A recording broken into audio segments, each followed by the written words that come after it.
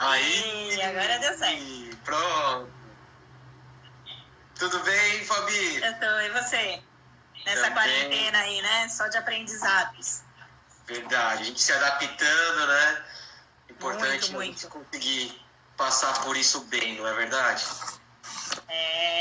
E se ajudar, né? Eu acho que a gente nunca viu uma rede de apoio tão grande, pessoas tão distantes buscando uma conexão, né? Algum assunto comum, ideias, possibilidades, né? Acho que essa rede de apoio é cada vez mais forte. Perfeito. Primeiro eu queria agradecer por ter aceito o convite.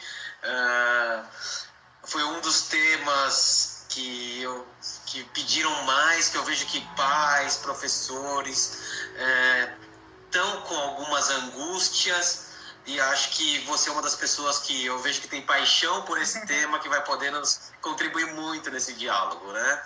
Então, antes de mais nada, eu gostaria que você se apresentasse para quem não te conhece, falasse um pouquinho da sua trajetória, por favor. Então, na verdade, eu acho que quando você fala da educação inclusiva, é um tema que, ao mesmo tempo que para mim ele é extremamente complexo, ele é apaixonante, justamente por ser desafiador, né? Então, acho que desde pequena brincar de novos desafios sempre foi uma das coisas que eu mais gostei. Então, me via sempre brincando de ser professora, né? Com aquela grande lousa no meio do corredor, brincando de giz, mas ao mesmo tempo filha de pais com 2 irmãos, né? Então eu era menina moleca, brincava de bola, ia para o clube, então a educação física sempre foi a minha primeira paixão. Então eu fiz magistério, fiz educação física, sempre com aquele desejo de olhar o aluno com deficiência nas suas dificuldades desde a época da graduação. E aí a gente vai fazendo as especializações nas áreas, acabei fazendo pedagogia, hoje atuo na rede de Santo André há mais de 20 anos, né? Com cargos de gestão, com cargo de professora, trabalhei também em nível superior, e aí a gente vai ganhando um pouquinho de experiência com consultoria em escola particular, justamente porque esse desafio é um desafio complexo e que está em todas as áreas, né? Pensar na educação física, pensar no aluno com deficiência, na inclusão escolar propriamente dita. E estamos aí, acho que com uma grande oportunidade de aprender. Agradeço você, aquilo que eu te falei, né, pela confiança. Você tem um hall aí de inúmeros profissionais que dialogam sobre essa temática. Então, assim, feliz de estar com você, com os familiares, os amigos aí que estão nos apoiando e também buscando aprender conosco. Que ótimo, obrigado mesmo, Fabi. E vamos começar esse bate-papo porque a gente tem muito assunto, né? O que não vai faltar é assunto. É assunto, né? E quando se fala de inclusão, é um grande desafio, né? São vários conceitos, temas, né? Que a gente aborda, conflitos, angústias, que nem a gente conversou. Mas o próprio termo inclusão, né? Cada um muitas vezes conceitua de uma forma, tem uma visão da inclusão. Como que você vê a inclusão? O que seria a inclusão hoje, né, nesse contexto educacional? Primeiro, para entender a inclusão, eu tenho que entender a exclusão, né? A gente tem que fazer o paradoxo aí da questão antagônica. Por quê? Para entender por que eu preciso incluir, quer dizer, por que eu preciso trazer, aproximar, né? Esse sujeito, eu tenho que entender por que ele esteve fora, né? E aí, se eu pensar num conceito de inclusão, a pandemia tem mostrado para a gente aí o que significa estarmos em barcos diferentes numa mesma tempestade. Então, acho que é muito complexo quando falar estamos no mesmo barco. Estamos em barcos vivendo uma mesma tempestade. A inclusão é um pouco disso. A gente fala que a escola é para todos, e aí a gente tem inúmeros todos, né? Eu gosto muito de algumas provocações, entre elas, quem cabe no seu todos, né? E aí, se a gente pensar, o aluno com deficiência é um todos dentro desse complexo, por quê? Porque na sociedade pensar em inclusão tem a ver com conceitos culturais, sociais, conceitos éticos, estéticos, etnias, normalidade. E aí são padrões que a filosofia nos ajuda a pensar. E aí eu volto para a educação inclusiva, né? Eu foco ali um pouquinho mais. E quando eu falo de educação inclusiva, historicamente, o aluno com deficiência, ele acaba se tornando a grande bandeira. Por quê? Porque no processo histórico foi quem mais se distanciou desse eixo.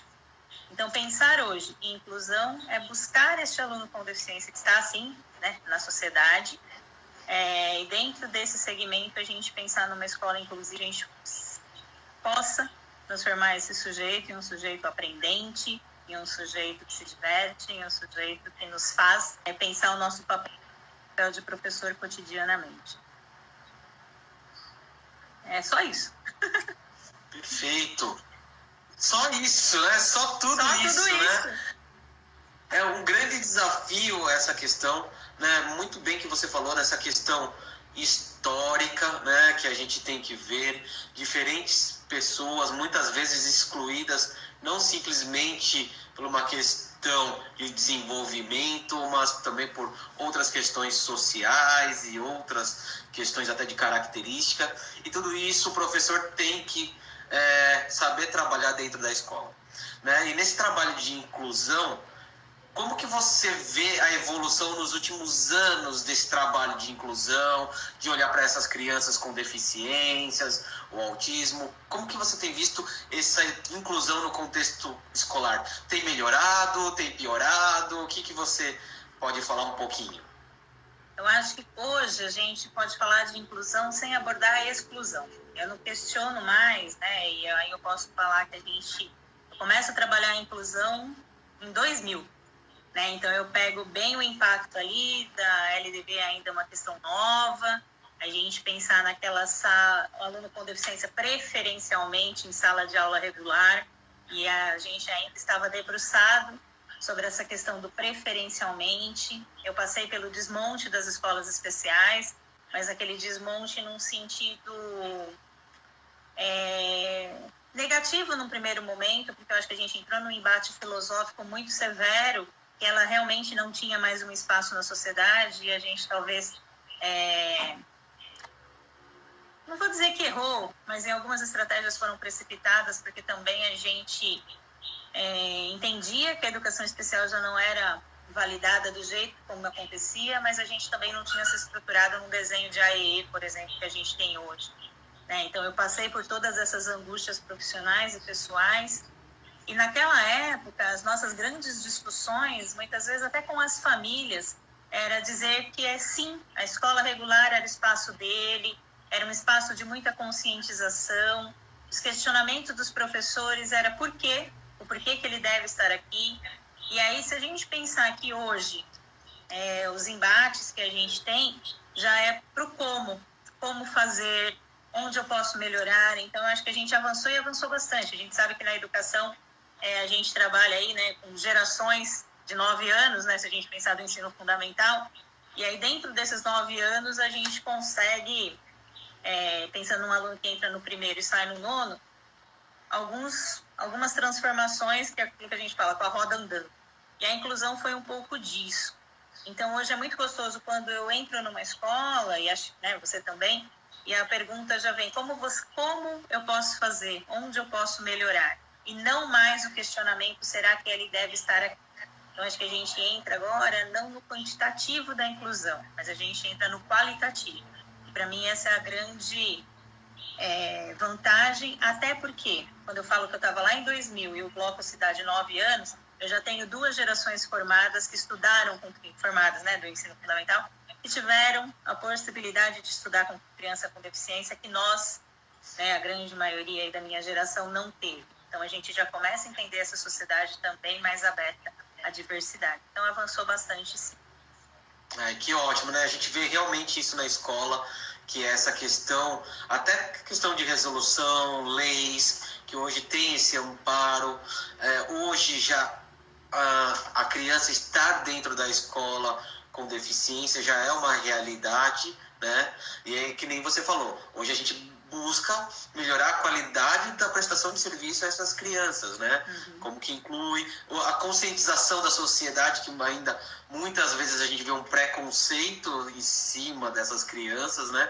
Eu acho que isso é um dos pontos que a gente tem que avançar, muitas vezes até de alguns profissionais da educação, que eu falo assim, que não, na verdade, tem um preconceito porque ainda não conhece, muitas vezes não teve uma capacitação adequada, não teve uma formação, até isso de base, eu falo assim, desde a nossa educação física, da pedagogia, muitas vezes a gente vê Eu falo assim que a criança de inclusão, muitas vezes, muito mais no papel do que realmente é na prática, no dia a dia, né? E às vezes as pessoas não sabem lidar com essa relação teórico-prática, né? E por isso que eu queria perguntar assim, você acha que hoje, para esse tipo de prestação, como você vê as escolas particulares, né? E essa relação com as instituições públicas? Sei que você é gestora aqui da Prefeitura de Santo André, tem mais facilidade, mas conhece também de outras realidades, de outras prefeituras e até em âmbito estadual, de governo. O que você vê nessa política pública de inclusão? Política pública de inclusão, a gente tem que pensar que o nosso maior avanço foi, né, a legislação, a Lei Brasileira de Inclusão. Acho que quando a gente consegue ter um trabalho coletivo e verdadeiramente valida a LBI, a gente ganha um respaldo legal que até então a gente tinha algumas convenções, né? A gente pode pensar que esse processo histórico começa lá, antes ainda da Declaração de Salamanca, direitos universais, mas tudo muito longe. E o brasileiro precisa muito disso. Tá, mas e aqui? Como eu faço? Qual é essa receita? O que cabe no nosso país? E aí a LBI, a gente começa verdadeiramente a traduzir o que significava esses direitos para a nossa realidade, para um país que a inclusão não precisa ser só do aluno com deficiência. Eu acho que quando a gente fala de inclusão no Brasil, a gente precisa entender, sim, essas diferenças, e aí a gente pode pensar que tanto a escola pública quanto a escola particular, né, são dois segmentos que se completam nas suas diferenças, né, até porque ela atende a comunidade, a sociedade como um todo. Só que a gente não pode negar que a escola foi construída seletista, né? Então a escola sempre, se a gente pensar na história da educação, ela era destinada a um público que começa a mostrar que ele dá conta, mas a escola precisa dar conta de outros alunos também. Na escola pública, a gente tem algumas vantagens de aproximação com a legislação, né? A gente tem promotoria, a gente tem Ministério Público, a gente tem as famílias e um diálogo muito mais próximo com as famílias. E como a inclusão na escola pública não é só com o aluno com deficiência, né? São diversidades, a gente, aí é uma realidade que você dialoga lá com a gente, né? No dia a dia, você sabe disso. Na escola pública eu tenho alunos imigrantes o tempo todo, eu tenho alunos que permeiam sociedades diferenciadas, né? A gente tem, por exemplo, o núcleo de ciganos, significa trazer um cigano dentro de um contexto escolar, porque ele vai ficar uma temporalidade, depois ele já vai mudar de escola e a legislação valida isso. Então, a escola pública, de um jeito ou de outro, ela instrumentaliza a gestão a ampliar o diálogo. E aí, quando a LBI vem e cada vez mais fortalecido, e esse preferencialmente, né, que a LDB nos traz, a Lei de Diretrizes e Bases, que é a nossa lei maior da educação, que a escola particular não pode negar a matrícula de um aluno com deficiência, a gente começa a ter alguns senões nessa discussão. Porque a gente entende que cada escola particular tem a sua filosofia, tem o seu objetivo, a sua linha de trabalho. E a gente começa a trabalhar com uma coisa, Noboro, depois que a gente está, né, há 20 anos aí discutindo inclusão, que no começo os pais escolhem a escola. Depois eles vão descobrindo que no decorrer do processo, muitas vezes o filho vai escolher a escola, porque a intenção e a expectativa do pai, né, e às vezes numa bandeira de uma escola, numa ideologia, numa metodologia que ele leu, não é que não serve para o filho dele. O filho dele tem tantas outras expectativas e possibilidades que eles começam a criar um diálogo mais aberto. Então, a escola particular, para mim, ela tem um limitador no sentido de algumas ideologias e metodologias mais fechadas. E aí esse diálogo com o pai tem uma grande dificuldade. E nesse processo histórico, o pai também vai trabalhando com as expectativas deles. A gente não tem escola certa, né? Essa é boa, essa é ruim. Quem vai escolher muito para o aluno com deficiência, muitas vezes não é a expectativa do pai, é o desenvolvimento do filho. Então, acho que é isso que a escola particular tem que se abrir. Ela tem que se abrir. E essa metodologia mais flexível, este olhar mais humano para os alunos, para além do conteúdo, é o que vai muitas vezes mostrar que ela é a escola certa para aquele aluno. O fazer pedagógico olhando o lado humano acima de qualquer coisa. Perfeito, Fabi. Eu acho que eu vejo muito isso, que nem você falou. Os pais muitas vezes têm que entender e acertar as expectativas em relação às escolas, né? Principalmente as escolas particulares. A gente sabe que algumas escolas têm certos objetivos, certos conceitos um pouco mais rígidos, né? E a gente precisa entender o que a gente espera da nossa criança para ver em qual escola se enquadra melhor os nossos filhos, né?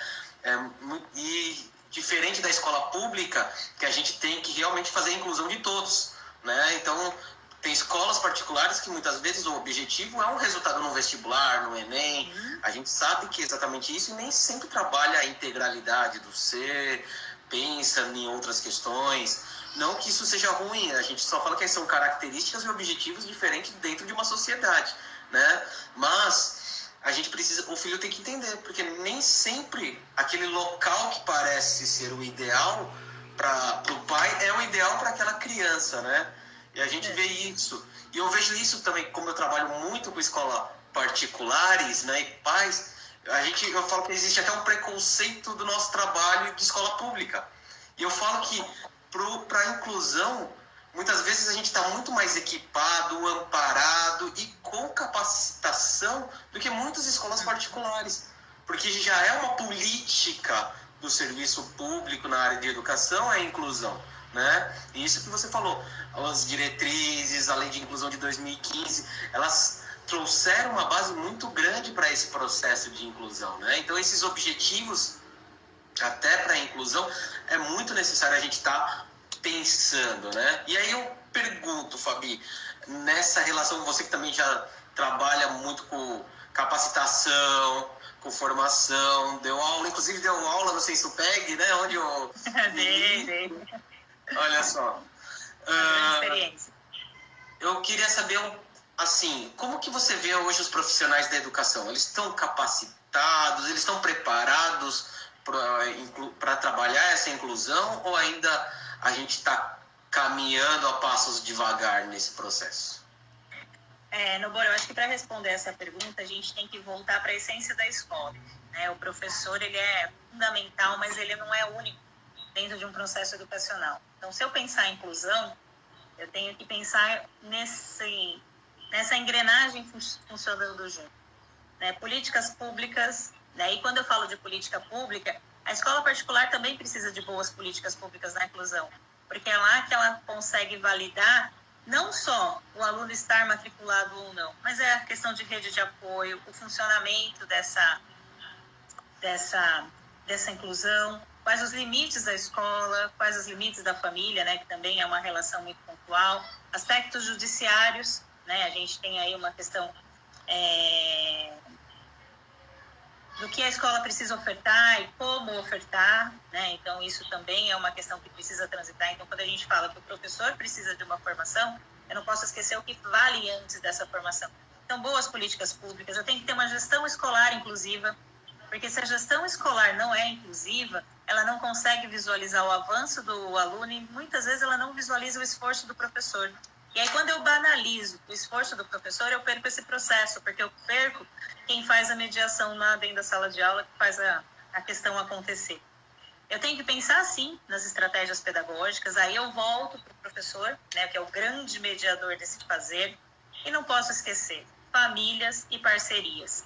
Né? O aluno com deficiência tem uma rede que o traz para dentro da escola, e aí eu tenho que entender, e o outro lado também tem que entender. Né? Vamos falar da nossa área, a fisioterapia e a educação física, que dialogam bastante ali, né? A fisioterapia tem que abrir mão de alguns olhares ouvindo o professor e o professor tem que ouvir o fisioterapeuta. A mesma coisa que a gente se magoa muito dentro da escola, porque às vezes o professor passa lá 20 horas semanais com a criança e ele faz um diálogo com a mãe, muitas vezes de crença, de possibilidades, aí uma consulta com um médico de meia hora lança um prognóstico negativo para essa criança e todo um trabalho, às vezes, de um semestre é desconstruído dentro de uma fala, né? Então, o professor também precisa dialogar com o médico e o médico com o professor e validando aquela não hierarquia de ciências, né? Mas em equiparação, o professor com o seu saber, a medicina com o seu saber. E aí eu volto para o professor. Se tudo isso não está acontecendo, se essa engrenagem não funciona, essa formação fica deficitária. Mas ela não fica deficitária ao entrar na escola. ela é deficitária desde a universidade, né? Então, a gente tem que pensar que a formação do professor é um processo de vivências, é um processo de saberes que se constitui historicamente no fazer desse sujeito professor, né? Então, hoje a gente tem, sim, que qualificar a formação em horário de trabalho, as formações durante o tempo de trabalho, mas a gente também tem que fazer com que essa engrenagem funcione, né? Se eu, gestora, também não visualizar a engrenagem e perceber que tudo isso precisa acontecer, essa gestão precisa ir atrás de qualificação. Se eu, enquanto assistência pedagógica, coordenação pedagógica, cada nível aí com o seu nome, não consigo subsidiar meu professor, onde é possível subsidiar? Ou quem me subsidia para eu subsidiar esse professor? Poxa, a gente vem uma mãe com um cadeirante, a minha escola não tem uma escada, e eu sei que eu não posso dizer não para essa mãe. Onde eu busco um subsídio legal para poder buscar uma estratégia para essa família? Então, quando a gente fala que esse aluno entra para a nossa escola, ele repagina muitos saberes e muitos conflitos também, porque ele nos tira da zona de conforto, né? Então, pensar na inclusão, eu penso sim na qualificação do professor, mas dentro desse processo, senão também não adianta ter um professor que fala de inclusão, mas ele ecoa sozinho. Perfeito, né? É exatamente isso. Eu acho que tem que ser realmente esse conjunto da sociedade inteira, né? E essa relação, principalmente de escola, família, equipe técnica, que a criança tenha um suporte de extrema importância, né? E ter esse diálogo aberto, que nem você falou. Eu vejo também, realmente, com essa questão clínica, muitas vezes não se alinham os objetivos com a instituição educacional, né? Não importa se é particular ou pública. E assim, às vezes, a professora está com um objetivo e a equipe médica está com outro objetivo. E muitas vezes isso está atrapalhando o desenvolvimento da criança, né? E aí, como é o caso, Nobor, aquilo que a gente falou logo no comecinho, a mãe, a família, o cuidado, né? A família propriamente dita, né? Falando também em termos de inclusão, né? A família, e não uma figura de pai e mãe, mas essa família que tem a expectativa dela, a orientação do médico, uma intervenção do professor. E meu filho dentro disso tudo. E aí eu esqueço muitas vezes de trazer para o centro dessa discussão esse sujeito que com deficiência, que é o nosso recorte de hoje, que também tem desejos, também tem vontades, também tem expectativas e que a gente precisa descobrir formas para ele trazer isso para a gente, formas adequadas para uma criança, para um jovem, né? Fazendo um diálogo aberto, mas dentro de tantos fazeres, né? Às vezes ele tem que ir na fono, na psico, no psiquiatra, no fisiatra, no médico, na natação, na hidroterapia, e hora que ele é criança. Mas os fazer, mas o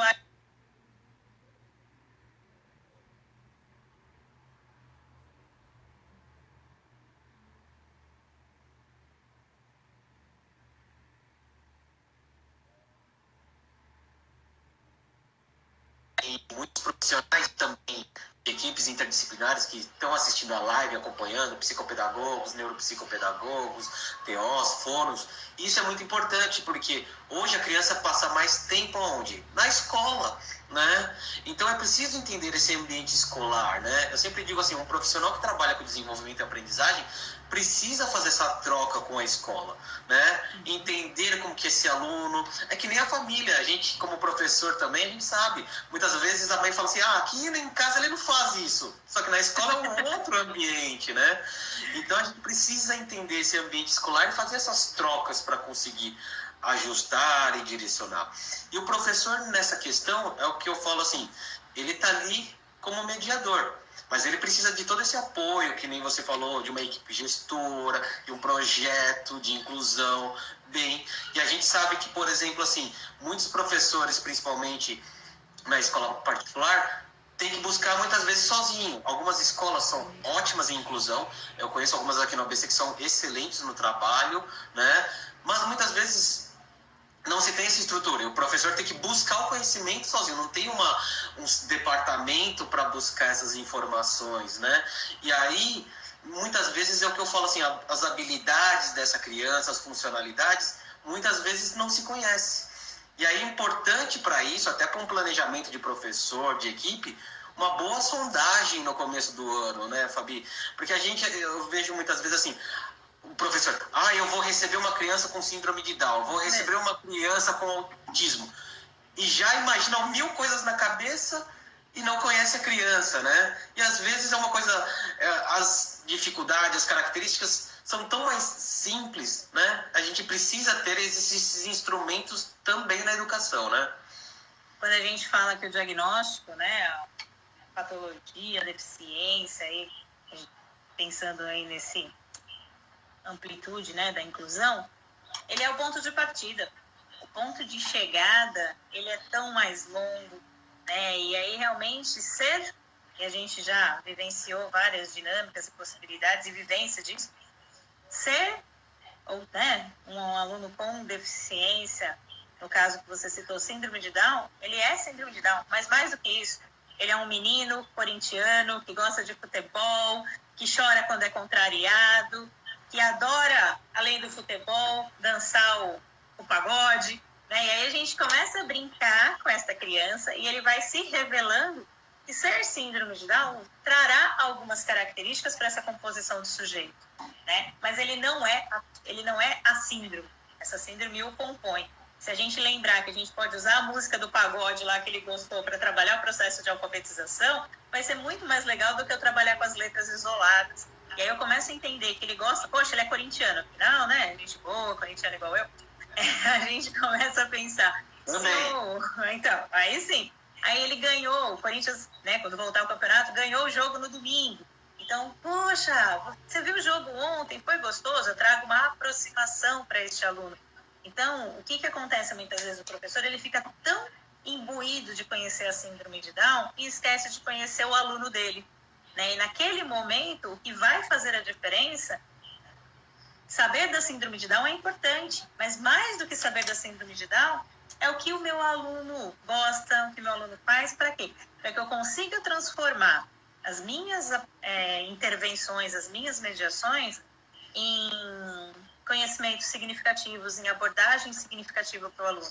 E assim como qualquer aluno, quando a aprendizagem é significativa, ela se torna muito mais real, muito mais possível, muito mais prazerosa. Perfeito, né? A gente tem que entender esse indivíduo, né? Não simplesmente esse rótulo que muitas vezes ele vem, essa criança. Acho que isso é importante. E aí, Fabio, o que você diz, assim, por exemplo, para um professor, que temos diversos professores aqui, quando ele se depara com um aluno de inclusão, não importa a deficiência, o que ele tem, o que ele precisa para trabalhar com essa criança? O que você falaria para ele, desde a questão mental, emocional, até começar esse trabalho? Dá umas dicas para gente.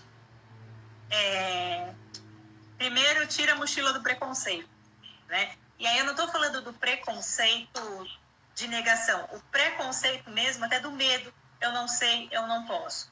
O aluno com deficiência, quando ele chega para a gente, ele nos faz reassumir o desejo de ser professor, né? Então, primeiro, tá lá, tem uma característica, e muitas vezes, né, a gente pede até para que esses alunos venham indicados, e eles venham indicados para que esse professor se prepare, né? Ele se prepare, sim, com informações, ele se prepare emocionalmente, porque muitas vezes ele me tira da zona de conforto. Poxa, eu nunca tive um cadeirante, eu sou um professor de educação física, o que eu vou fazer agora? Né? Então, a gente indica que, o ano que vem você vai ter um cadeirante.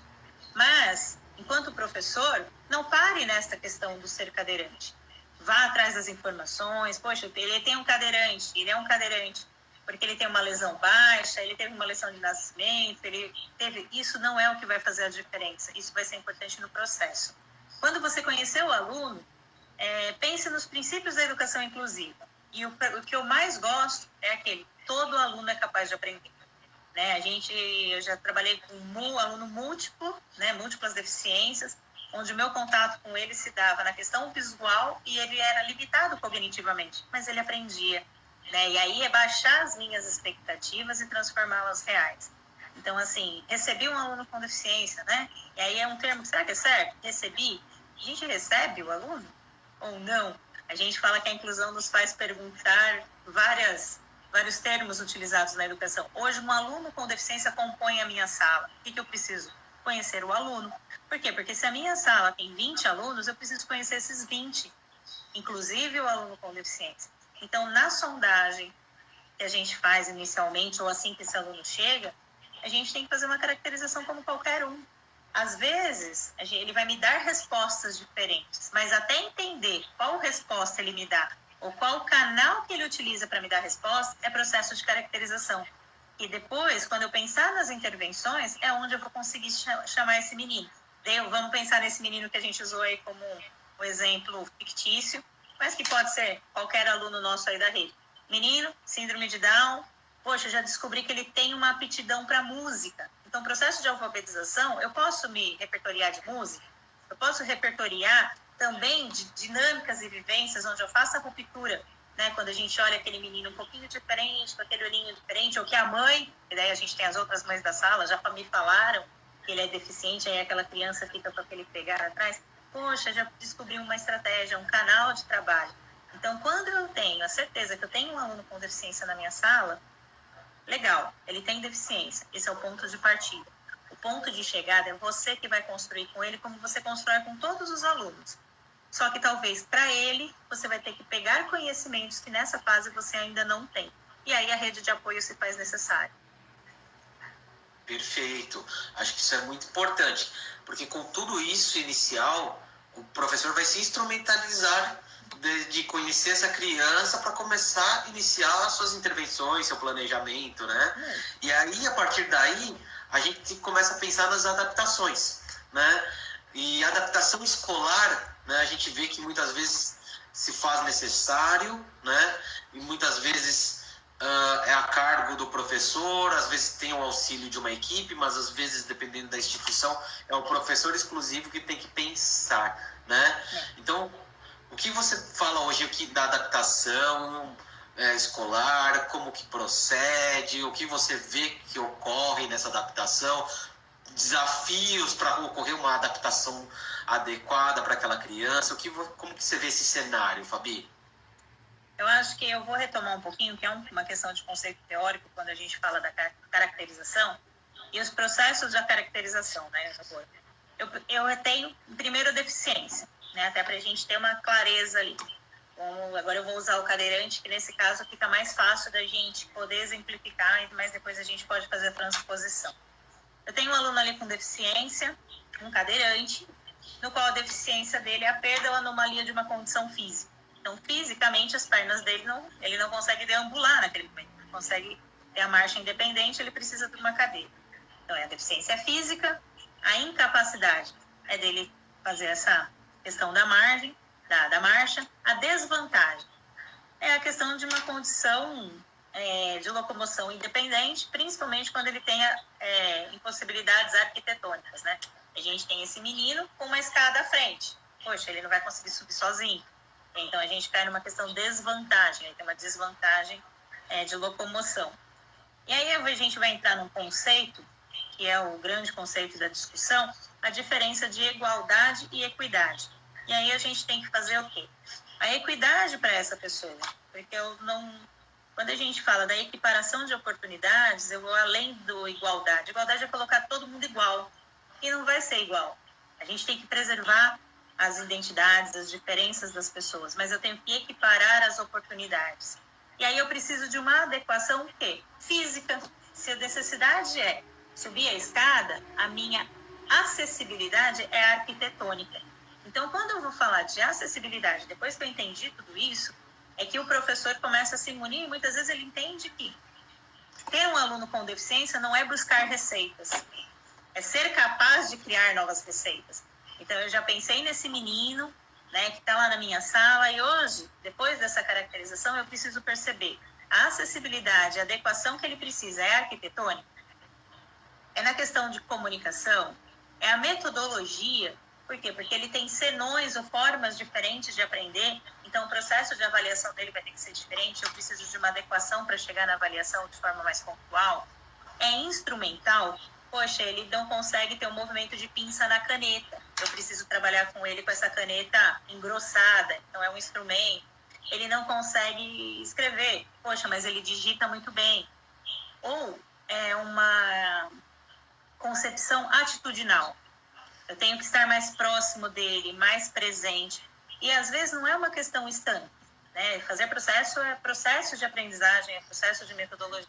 Mas depois que eu percebi verdadeiramente que eu consegui caracterizar esse menino, eu tenho que voltar para o meu fazer pedagógico, essa dialogicidade acontece sempre, e aí eu começo verdadeiramente olhar esse processo educacional, o que cabe ao aluno e o que cabe à adequação do meu planejamento.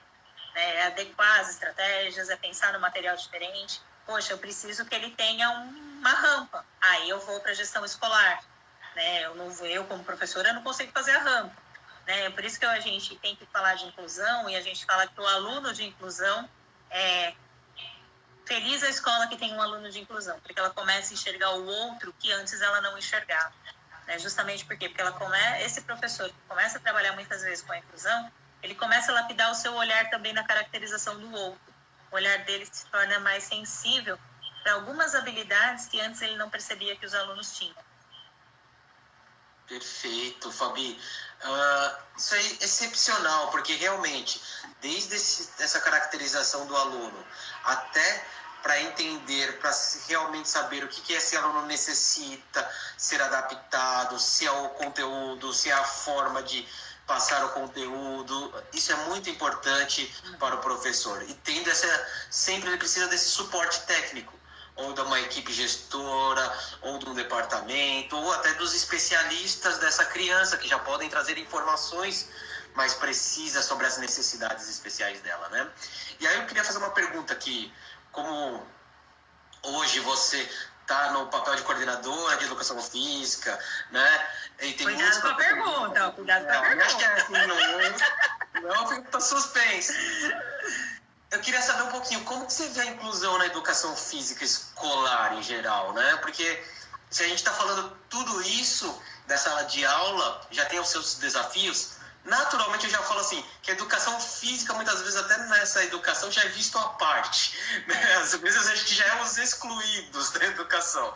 Né? E como que o aluno na educação física de inclusão, você vê esse cenário, Fabi?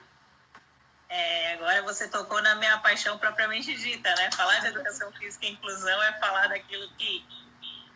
mas que se assemelham dentro do processo educacional. Quando a gente pensa na educação formal, né, constituída a nível de Brasil, a gente pode ter certeza que tanto a educação física quanto a inclusão são um paralelo desse conceito macro aí, né? Então, pensar na união ainda desses dois é pensar em estigmas e paradigmas criados historicamente.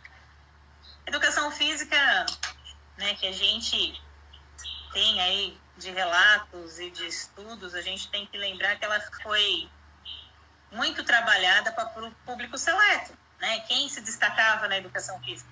O mais ágil, o mais forte, o mais rápido, que são os princípios esportivistas. E aí, dentro dos princípios esportivistas, a gente ainda avança nos princípios militaristas, higienistas, né, que compôs toda a nossa história da educação física. E aí, então, quem ficou excluído da educação física na década de 80? Quem não conseguia jogar bola direito. Né? A gente brinca que era a época da bancada da laranja, né? Por quê? Porque o professor fazia as duas equipes e você era escolhido para montar a equipe. E aí, se o cara fosse ficando, ele já sentia laranja podre, né? Porque todo mundo levava as boas laranjas e ele ia ficando lá. E assim, quando a gente conversa com muitas amigas nossas professoras que são dessa época, elas falam, eu detesto a educação física, eu ficava jogando vôlei e meu braço doía. E aí a gente não trabalhava a questão da cultura corporal e o professor valorizava quem? Quem era o ágil, rápido e veloz e que poderia ter um destaque ali no esporte. E quando eu hoje paro e penso que a educação física precisa superar esse paradigma, não é por causa do aluno com deficiência, é porque a educação física, ela tem sim muitos conteúdos, né, que precisam ser trabalhados porque foram historicamente construídos pelo homem. Né? Então, ela tem um conceito cultural, social, de apropriação de saberes que eu preciso levar para o meu aluno. Para qual aluno? O ágil, para o mais ágil, para o mais veloz, para o mais forte, mas também para o mais baixinho, para o mais gordinho, para aquele que tem deficiência, para aquele que não tem deficiência, mas que não tem tantos materiais em casa, então ele precisa descobrir que a educação física tem alguns materiais específicos. Então, trabalhar a educação física escolar, né, que é o nosso desenho aqui, é romper primeiro esse paradigma do que é a educação física. Romper um próprio paradigma da educação física. A educação física, ela é escolar ou ela é saúde? Ou ela pode se compor dentro de um conceito de formação? E aí nós, professores de educação física, somos profissionais que temos, sim, um pezinho dentro da saúde, mas que falamos de linguagem no ambiente escolar e um não anula o outro. Eu acho que a gente tem que sair da composição de anulação e a gente vê desenho de composição. E aí, quando tem que trabalhar tudo isso, Noboro, é sair da zona de conforto, de vivência do professor, de formação na graduação e até mesmo de especialização. E aí, quem vai fazer isso não é a gestão. A gente fala que para um professor ser inclusivo, ele tem que primeiro ser um sujeito inclusivo. Então, ele tem que acreditar na educação física para todos. Uma das coisas tristes da nossa área, que angustia, né, e a gente já tem estudos sobre isso, é que quanto o professor de educação física pratica bullying, né? Por quê? Porque ele foi formado que a área dele não era para todo mundo. Mesmo que isso foi inconscientemente, isso se transmitiu em algumas gerações. Então, hoje, discutir educação física escolar é discutir um espaço para todos e com todos, né? Então, essa é a nosso grande desafio, é o que a gente tenta um pouco, né, discutir aqui em Santo André. Não é uma zona fácil, às vezes, né? A gente entra ali em N conflitos e possibilidades, mas que gostoso ver boas práticas nessa área, né? Eu acho que assim como você me perguntou da escola, eu também te falo, a educação física avançou muito, né? Principalmente em redes onde a gente tem esse desenho da inclusão mais fortalecido. E muito vindo dos professores, né? Eu acho que a rede de professor, a troca entre professores, valida com que essa área comece a ser mais problematizada, só que também tudo em consonância, né? Quando a educação física ser entendida como cada vez mais importante dentro do conceito escolar, a educação física inclusiva também vai ganhar mais espaço. Perfeito, acho que isso é muito importante, né, Fabi? Essa visão desse ser, né, e essa formação do professor. A gente vê realmente que ainda a gente tem esse conceito, muitas vezes, muitos de nós, até pela graduação, pela vivência esportiva, muitas vezes competitiva, exclusiva, que só premiava quem ganha, né? E muitas vezes sua realidade não era escolar, quando pega essa criança, não sabe realmente, é o que eu falo assim, não teve instrumentos ainda, não teve o conhecimento adequado para incluir essa criança, né? E não simplesmente a de deficiência, mas todas as diferenças. E acho que a gente tem avançado realmente muito, mas acho que esses debates têm que sempre continuar, só assim a gente vai nos qualificar. Com trocas, que temos professores maravilhosos que realizam um trabalho muito legal, né? E cada criança é uma experiência diferente. Às vezes, num ano, um recebe um cadeirante, o outro um TEA, o outro um outro tipo de criança, e a gente vai enfrentando esses desafios e aprendendo com cada um deles, né? E aí eu queria... Nossa, tem tantos assuntos, a Fabi tem tanto conhecimento, mas a hora vai passando rápido. E a gente tem 10 nem minutos. tem noção. Que horas são, menino? Quanto tempo a gente tem ainda? Tá brincando. Sim. Eu queria saber também, que a gente precisa entrar nesse tema, porque estamos vivendo isso. Como que vamos falar agora da inclusão nessa questão do isolamento, né? Como eu trabalho com crianças na clínica, muitas que são deficientes, outras que são sindrômicas, outras que são TEA, e elas estão me falando muitas vezes, a escola faz planejamento e está esquecendo do meu filho, tá? Não tem o conteúdo que manda, ele não consegue realizar, né? Então, o que você pode falar dessa questão, a importância desse olhar para não esquecer que a gente tem essa criança também, professor lá, lembrar dessa... E outra dificuldade, muitos professores ainda não tinham terminado a caracterização desses alunos, não conhece, porque a gente entrou nesse isolamento em março, né? Então, acho que é um desafio muito grande que a gente tem na inclusão nessa época de isolamento, né, Fabi? Eu acho que, na verdade, quando a gente falou lá no começo dessa rede de apoio, dessa parceria, desse olhar, tem muitas coisas que a pandemia nos trouxe, né? Eu brinco, né? Muitos de vocês sabem, né? A gente está vendo bastante gente aí que a gente conhece, enfim, que bom, amigos. Tenho 2 filhos também, eu brinco com eles, que eu acho que esses 60 dias em casa, se eu somar as horas, talvez eu tenha mais tempo de convivência com eles nesses 60 dias de tempo, né? Do que nesses anos que a gente teve. Porque qual que é o nosso dia a dia? A gente acorda muito cedo, né? Eu vou falar um pouquinho aqui. de mim. O mais velho sai de casa antes mesmo de eu sair, então o mais velho já saiu, o mais novo eu deixo na escola, a gente vai se ver 7 horas da noite, aí eu tenho das 7 às 9 para dar banho, ver se a escola foi legal, fazer atividade física, porque daí o mais velho ainda tem as escolinhas de esporte, chego em casa, toma banho e dorme. Quando eu vivo com eles, sábado e domingo, quando dá tempo, né? Fazendo mercado, arrumando casa e tal. E agora, tem uma das coisas que estão acontecendo é o quê? Muitos desses pais estão se apropriando das dificuldades que os filhos apresentam no ambiente escolar. Porque quando eu recebo a atividade, quando eu recebo a ficha de avaliação, ou quando eu participo da reunião, é alguém me contando como foi aquilo. Tem um amigo meu que fala que se ele não for e sentir o cheiro da coisa, não adianta contar para ele. Ele não quer, é como se ele não tivesse aquela vivência. E eu acho que a gente está sentindo o cheiro da coisa, né? A gente está vendo onde o nosso aluno faz birra, ou nosso aluno não, nosso filho faz birra, o que ele gosta, o que ele não gosta. E isso também está nos mostrando a possibilidade de enxergar o meu filho com outro olhar. Ah, então, sabe aquele negócio? Em casa é diferente, agora em casa está sendo igual, né? Está sendo igual porque ele está com dificuldade, está sendo igual, porque eu, além de estar com este filho, eu não tenho a formação na área de pedagogia ou de educação física ou de qualquer outra licenciatura e ainda estou dando conta do home office, de cuidar da casa e mais dos medos que essa pandemia traz. Então, também meu nível de estresse, de tolerância, de estresse está alto, de tolerância e resignação está um pouco baixo.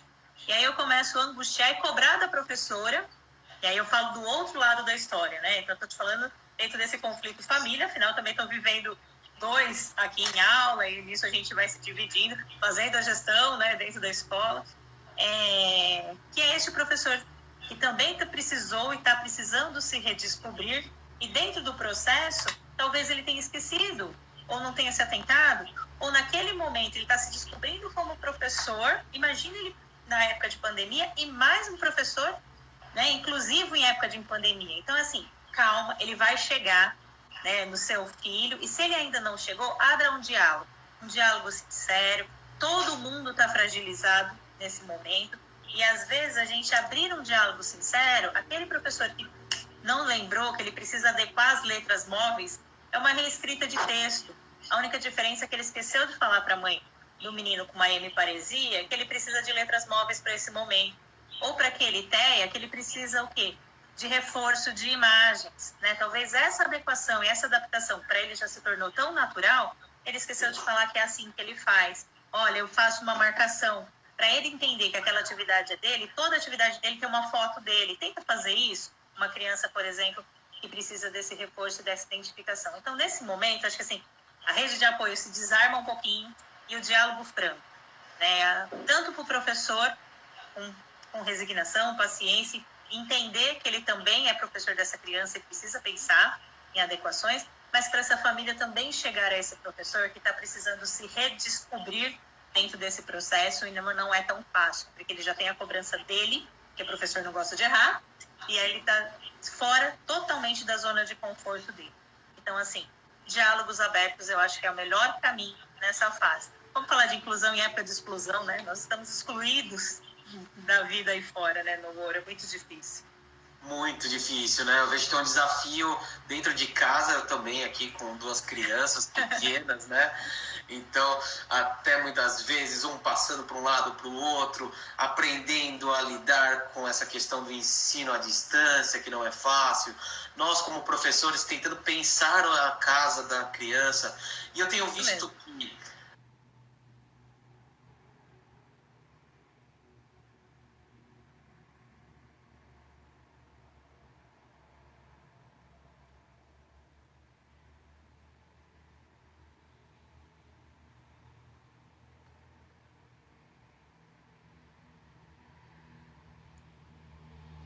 importante nesse momento, né? Eu acho que essa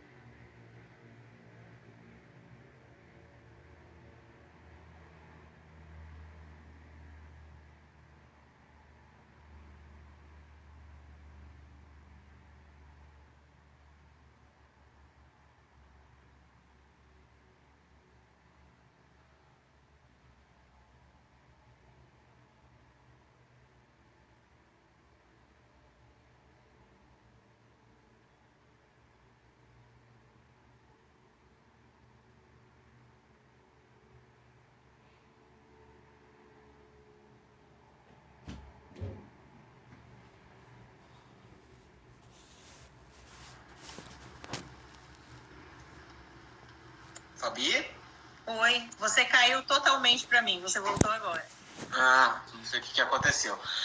Então vamos lá, Fabi, antes que caia a live, porque tá quase É isso. Eu já tava achando que tinha caído. Falta pouquinho. Deixa suas considerações, agradeço muito, Fabi. Obrigado, viu? Foi de extrema importância essa live para pais, profissionais, nós professores, deu uma acolhida nos nossos corações também. Brinquei com você durante o dia, né, Noboro? Que o friozinho na barriga vem, né? Acho que toda a experiência e acho que eu gosto muito de olho no olho, tete a tete, né? Estar ali com vocês, estar do outro lado é um tanto quanto complexo, então eu agradeço a confiança, agradeço os amigos que estiveram aqui com a gente, muitas perguntas a gente não conseguiu responder, Noboro. Eu vi que subiram perguntas e para variar a gente falou bastantão, né? Então eu acho que a gente pode entender que estamos neste processo e a pandemia veio mostrar que ninguém vive sozinho, né? Para a gente estar incluído, preciso de algum espaço, preciso de alguém que componha essa inclusão comigo. Discutimos muito pouco, mas com muitos conceitos aqui hoje. Se a gente conseguiu chegar no coração de alguém ou na prática de algum professor entendendo, essas crianças são capazes e você como professor é o responsável por isso, junto como uma engrenagem, mas você também é capaz, acho que a gente mandou o nosso recado, né? Obrigada pela confiança. E aí, lógico, né, como toda primeira live, a gente manda um carinho especial para a família, né? Para o marido, para os filhos que estão torcendo ali, porque se sentiram aí o dia a dia a gente estudando, indo atrás de boas informações. Então, obrigada por todo mundo que esteve com a gente. E você, acima de tudo, que tocou mais uma vez aí com muito carinho essa paixão da aprendizagem. Obrigado, Fabi. Obrigado mesmo. Uma boa noite, pessoal.